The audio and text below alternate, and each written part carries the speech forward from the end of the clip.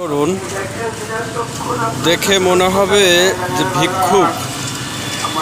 আসলে ইনি কিন্তু ভিক্ষুকের মতোই, কিন্তু ভিক্ষা করে না। দেখেন,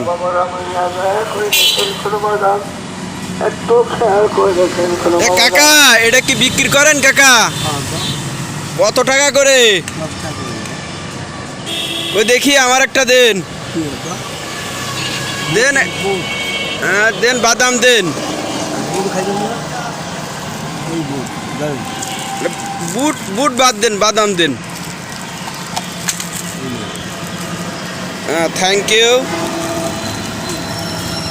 তো আপনারা যারা, দাঁড়ান আমি উঠাই দিচ্ছি। আপনারা যারা ওই যে পেশাদার ভিক্ষুক আছে, এদেরকে ভিক্ষা দেবেন না। এরকম যারা অসহায়, যারা ভিক্ষা করে না কিন্তু